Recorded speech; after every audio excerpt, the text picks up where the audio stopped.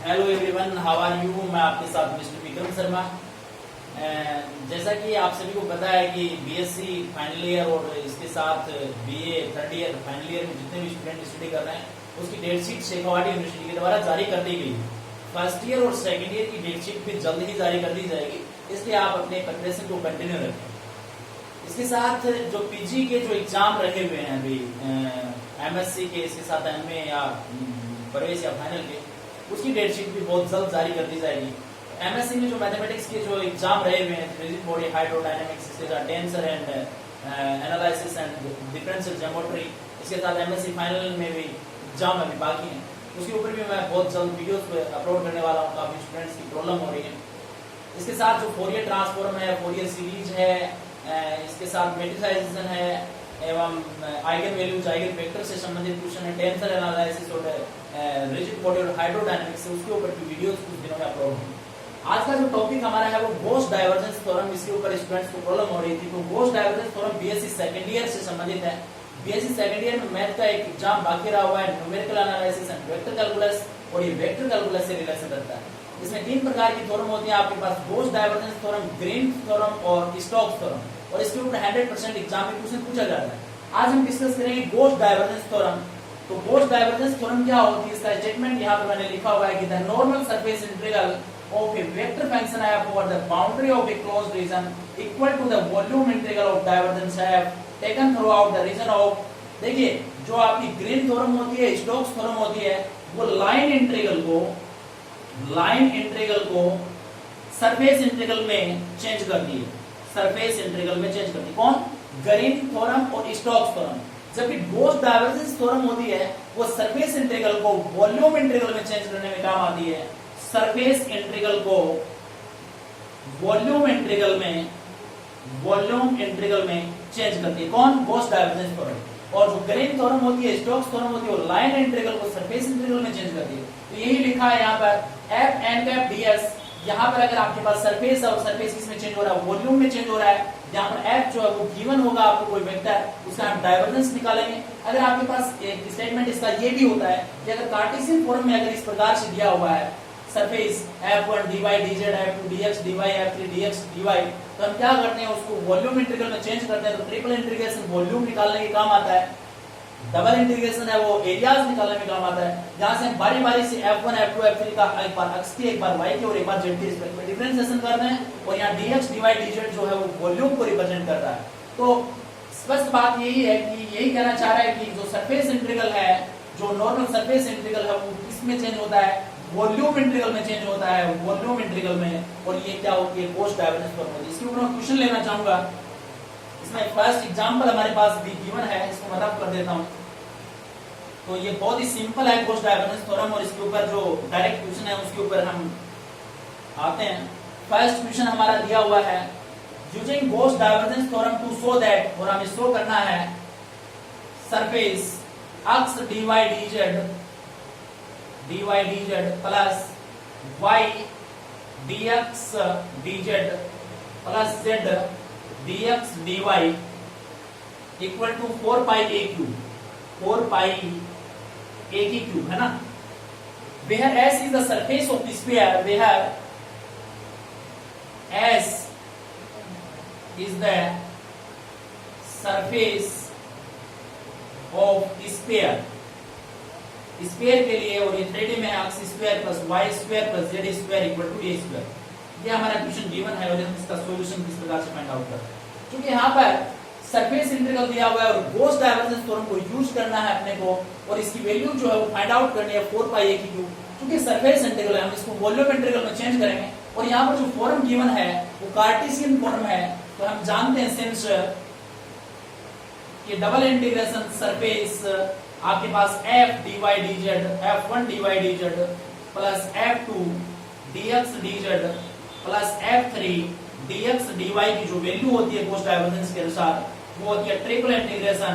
एक बार हम f1 का x के रिस्पेक्ट में डिफरेंशिएशन करते हैं, दोबारा से हम y के रिस्पेक्ट में करें, और z के रिस्पेक्ट में यहाँ पर होता है आपके पास वॉल्यूम dx dy dz, है ना। यहाँ पर f1 f2 f3 की वैल्यूज क्या होंगी, है ना। यहाँ पर f1 की वैल्यू होगी आपके पास x होगी, जो यहाँ पर होगा dy dz, है ना।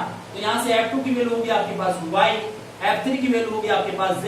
हमें फाइंड आउट करने इनके डिफरेंशिएशन, तो यहाँ से del f1 upon del x की वैल्यू हो जाएगी आपके पास 1।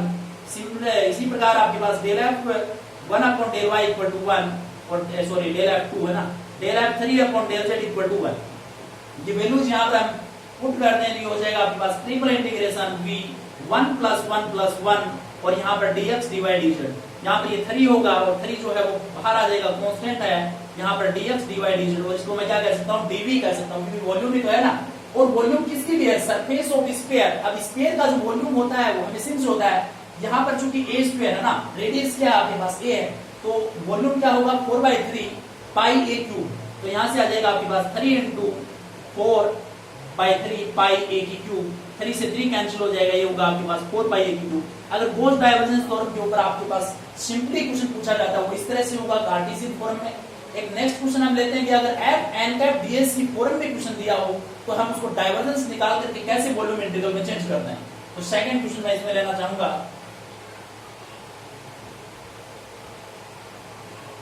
सेकंड गिवन है हमें कि Gauss divergence theorem, if evaluated f n cap ds की वैल्यूज हमें फाइंड आउट करनी है, और यहाँ पर f हमारे को गिवन है x I cap minus y j cap plus z square minus 1 k cap. S is the cylinder, S is the cylinder formed by z equal to 0, z equal to 1 and x square plus y square equal to 4। और हमें Gauss divergence theorem को use करते हुए f n cap ds की values को find out करना, surface f n cap ds की values को फाइंड आउट करना। यहां से हम इसका सॉल्यूशन गॉस डाइवर्जेंस थ्योरम को यूज करना है भैया। यहाँ पर f हमें वेक्टर जो है वो गिवन है और हमें f n कैप ds की वैल्यूज को फाइंड करना है। तो गॉस डाइवर्जेंस के अनुसार हम जानते हैं कि जो सरफेस इंटीग्रल होता है f n कैप ds, उसकी वैल्यूज हमारे पास होती है triple integration v divergence f dv। और यहाँ डाइवर्जेंस हमें निकालना आना चाहिए। डाइवर्जेंस एक बार बता देता हूँ किस तरह से निकालें हम। डाइवर्जेंस निकालने के लिए हमारे पास डाइवर्जेंस का फॉर्मूला होता है del upon del x I cap plus del upon del y j cap plus del upon del z k cap. और किसके लिए लेना है हमें? f के लिए। तो यहाँ हो जाएगा आपके पास f जैसा है उसको वैसे पुट कर देंगे। I कैप का डॉट प्रोडक्ट 1 होगा, इसलिए मैं डायरेक्ट लिख रहा हूँ डेल अपॉन डेल x का x के रिस्पेक्ट में करोगे तो 1 आ जाएगा, y के रिस्पेक्ट में करोगे तो यहाँ से -1 आ जाएगा, और z के रिस्पेक्ट में करोगे तो 2z हो जाएगा। 1 से 1 कैंसिल हो जाएगा 2z। ये वैल्यूज हमारे पास आ गई डाइवर्जेंस f की, है ना। अब चूंकि यहाँ पर हमारी वैल्यू होती है डाइवर्जेंस f dv की इक्वल, तो दिस इंप्लाइज यहाँ से ट्रिपल इंटीग्रेशन और यहाँ से वॉल्यूम 2z dv को हम रिटर्न कर सकते हैं dx dy और dz। 2 हमारा बाहर आ जाएगा, triple integration dx dy dz। अब यहाँ पर ये लिमिट का फंडा होगा, है ना, क्योंकि यहाँ पर z equal to 0 z equal to 1 दिया है, तो यहाँ पर हमें लिमिट्स किसकी लगानी होती है? z की। तो z की लिमिट हो गई 0 से 1। अब हम y की लिमिट पर आते हैं, और y यहाँ पर हमारे गिवन है, y की लिमिट्स निकाले तो y स्क्वायर इक्वल टू यहाँ से आएगा आपके पास plus minus √4 minus x square. जो नेगेटिव लिमिट होती है उसको नीचे रखा जाता है, लोअर लिमिट होती है तो यहाँ से हो जाएगा 4 माइनस x स्क्वायर से √4 माइनस x स्क्वायर। अब हमें x की लिमिट निकालनी है तो हम y को 0 करेंगे, y को 0 करेंगे तो हमारे पास x स्क्वायर इक्वल टू 4 आएगा। तो वहां से x की वैल्यूज आएंगे आपके पास प्लस माइनस 2, तो यहाँ पर आ जाएगा -2 से 2। हम इसकी वैल्यूज को फाइंड आउट करते हैं तो यह आ जाएगा आपके पास 2 डबल इंटीग्रेशन -2 से 2 √4 minus x square minus √4 minus x square. और यहाँ पर चूंकि हमारे पास z था तो z का अगर करें हमारे पास तो होगा z स्क्वायर बाई 2।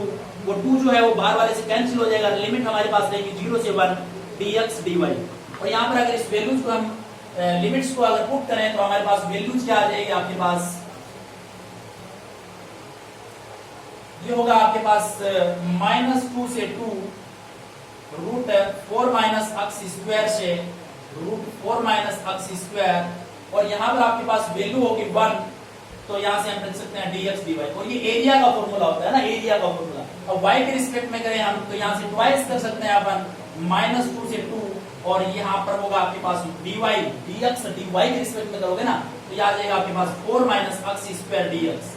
यहाँ पे a square minus x square का फॉर्मूला यूज कर देंगे, ट्वाइस हो जाएगा 0 से 2, और यहाँ पर फॉर्मूला अप्लाई करें तो आपके पास होगा अक्स रूट 4 माइनस अक्स स्क्वायर प्लस 4/2 साइन इनवर्स अक्स अपॉन ए अक्स बाय 2 और लिमिट होगी आपकी यहाँ से 0 से 2 और इस लिमिट को हम पुट करें तो ये इधर वाली वैल्यू जो है वो तो हो जाएगी 0 क्योंकि 2 का स्क्वायर 0 और यहाँ से आ जाएगा 4 और ये हो जाएगा 2 साइन इनवर्स 1 और साइन इनवर्स 1 होता है पाई बाय 2 साइन इनवर्स पाई/2 की वैल्यू होगी आपके पास क्योंकि साइन इनवर्स 1 आया ना आपके पास यहाँ से वैल्यू होगी पाई/2 2 से 2 कैंसिल आ जाएगा 4 पाई एंड सो है ना। इस प्रकार से हम क्या निकालते हैं गॉस डाइवर्जेंस थ्योरम से सरफेस इंटीग्रल को वॉल्यूम इंटीग्रल में चेंज किया जाता है। नेक्स्ट क्वेश्चन इसमें मैं लेना चाहूंगा, सिंपल क्वेश्चन है हमारे पास। ये क्वेश्चन हमें इस प्रकार से गिवन हो